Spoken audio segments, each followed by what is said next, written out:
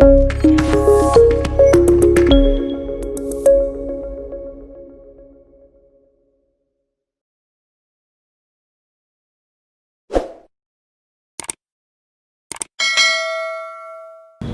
दोस्तों, मैं अभिषेक टावर स्वागत करता हूं आपका KMKhabar.com में। डॉक्टर, लाइफ में अगर हमें कुछ भी हो जाए हम सबसे पहले डॉक्टर के पास जाते हैं।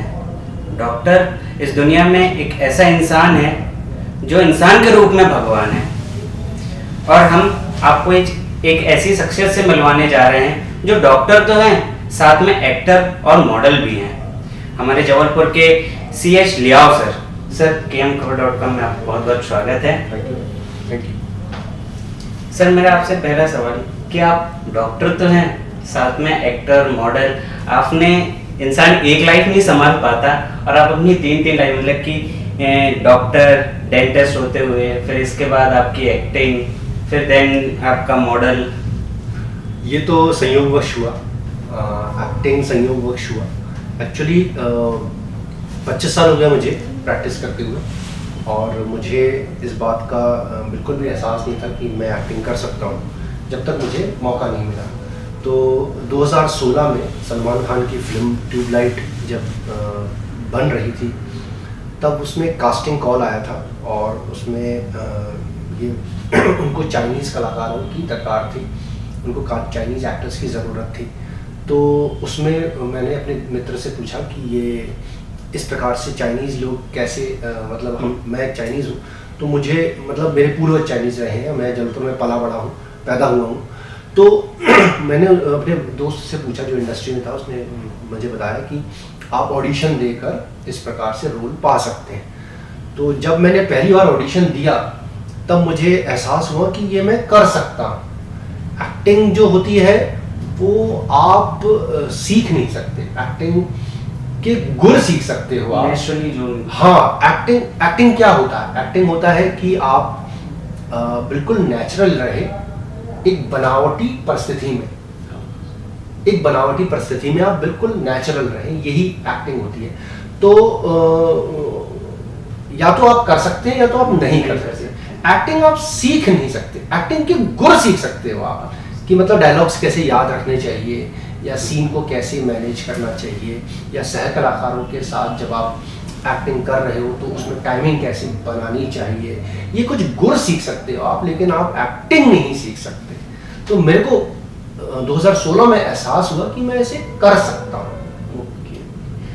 और सर, जैसे कि मैं आपसे एक चीज़ जानना चाहूँगा कि आपके जब एक्टिंग की फर्स्ट टाइम शुरुआत हुई, तो क्या बोलते, आपने जब फर्स्ट टाइम सेट पे गए होंगे, तो आपको उस टाइम कैसा एहसास हुआ? कि मतलब बहुत एक्साइटमेंट था जब मैंने पहली बार सबसे पहले किसी सेलिब्रिटी को मैंने जब देखा होगा, तो वो कबीर खान थे जो डायरेक्टर थे ट्यूबलाइट फिल्म के। फिर उसके बाद मैं सोहेल खान से मिला जो मेरे साथ एक्टिंग कर रहे थे उस समय। तो बहुत अच्छा लगा कि आपको कभी नर्वसनेस? बिल्कुल नर्वसनेस नहीं फील हुआ, क्योंकि मैं बहुत मैच्योर्ड एज में पहुंचा था। मेरी उम्र लगभग 50 है अभी, और मैं तो आप सर 30 के हैं जी। और मैं जब पहुंचा तो मैं 4 साल पहले मैं 45-46 का था। तो उस समय मैं काफ़ी मैच्योर हो चुका था, और मैं सारे अपने चारों तरफ जो परिस्थितियाँ होती हैं उसको अपने ऊपर हावी नहीं होने देता मैं कभी। तो उस परिस्थितियों पर मैं काबू रख सकता हूँ, और मैं बहुत एक्साइटेड नहीं हुआ, और मैंने अपने आप पर संयम रखा काफ़ी कुछ। तो बिल्कुल सामान्य तौर पर मैंने अपना काम किया। और जब एक्टिंग में कर रहा था कैमरे के सामने, तब मुझे एहसास हुआ कि ये मैं कर सकता हूँ, और बहुत आसानी से कर सकता हूँ, कोई रॉकेट साइंस नहीं है।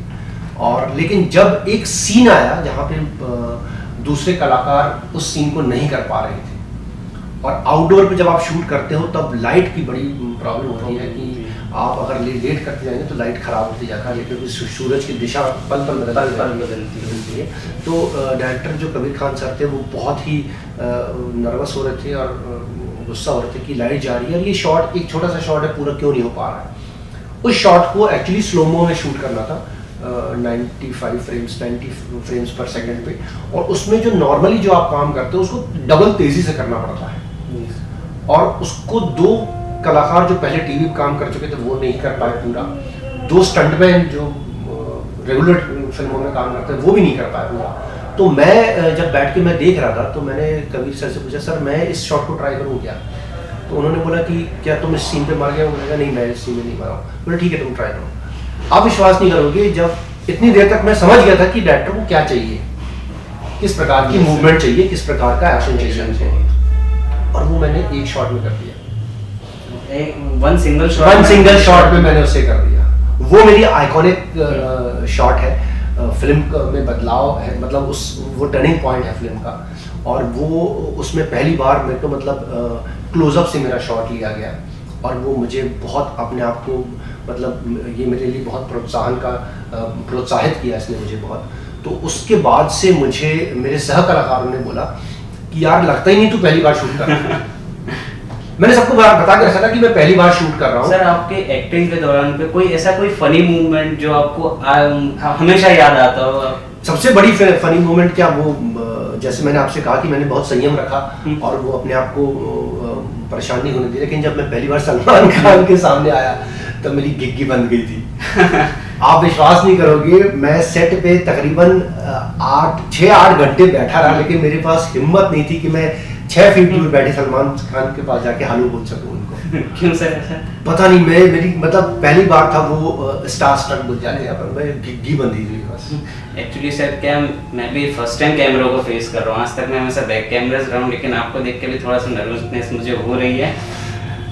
सर मैं एक सवाल और करना चाहूँगा, जैसे कि अभी लॉकडाउन था, उसमें आपका एक्टिंग को लेकर और आपके डॉक्टर लाइफ को लेकर क्या आपकी प्रॉब्लम्स हुई अभी तक? प्रॉब्लम तो नहीं हुई, ये समय बहुत ही परीक्षा की घड़ी थी इस देश के लिए, सबके लिए, इस दुनिया के लिए परीक्षा की घड़ी थी। इसमें लोगों की असलियत, लोगों की भावनाएं बाहर आई, इसमें लोगों की नीयत भी दिखाई दी है। जब जान पर बनाती है ना, तब आपको समझ में आता है कि आप अपनी कितनी परवाह करते हो और दूसरों की कितनी परवाह करते हो।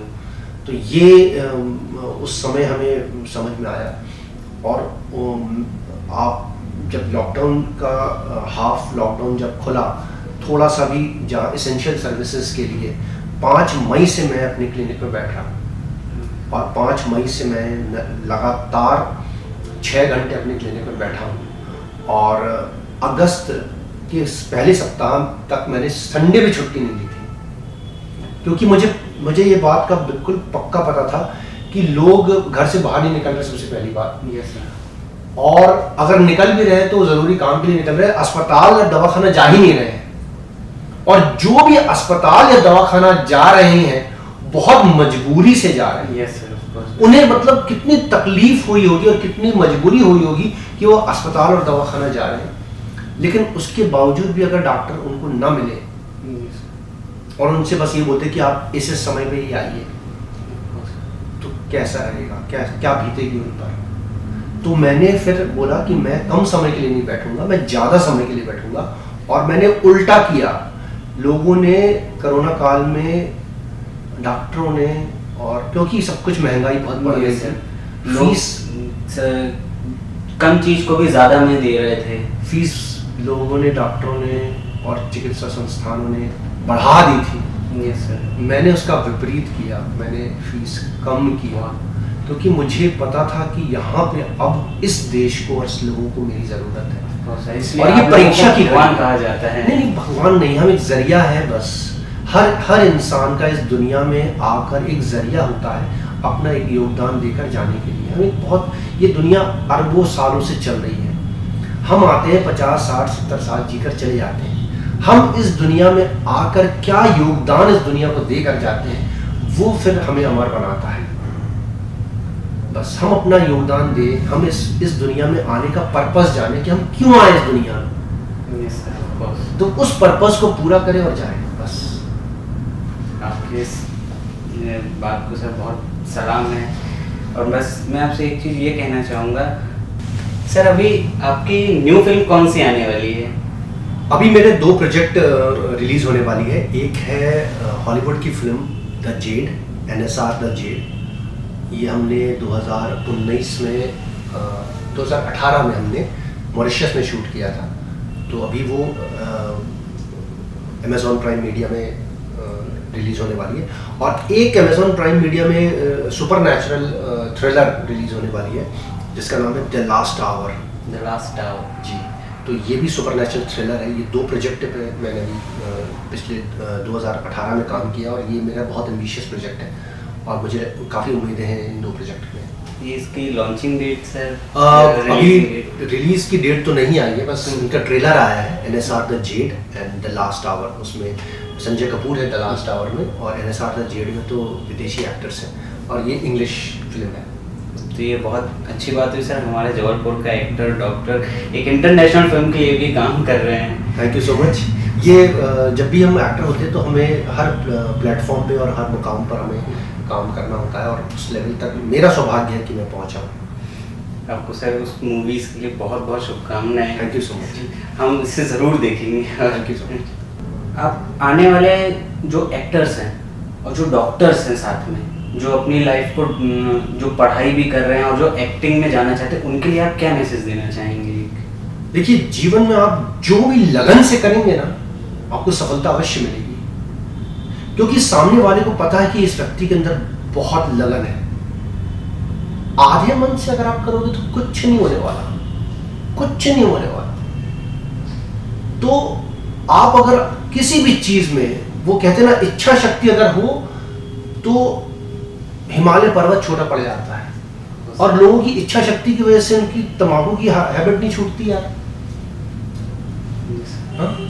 इच्छा शक्ति अगर हो तो हिमालय पर्वत छोटा पड़ जाएगा आपके लिए, लेकिन इच्छा शक्ति अगर ना हो तो आपसे बुरी आदत भी नहीं छूटेगी, तो कैसे करोगे आप?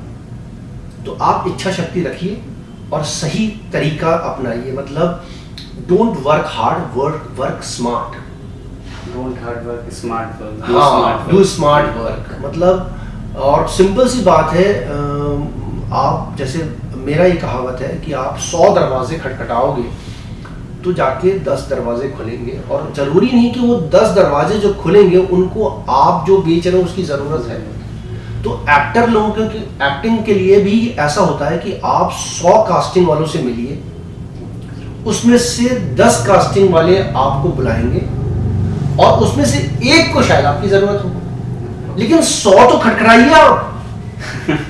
बिल्कुल सही बात। लोग क्या चाहते हैं कि बस उन्होंने पहला दरवाजा खटखटाया, पहले में ही सक्सेस। ऐसे नहीं होता। एक कुदाल मारोगे तो क्या उसमें से पानी निकल आएगा?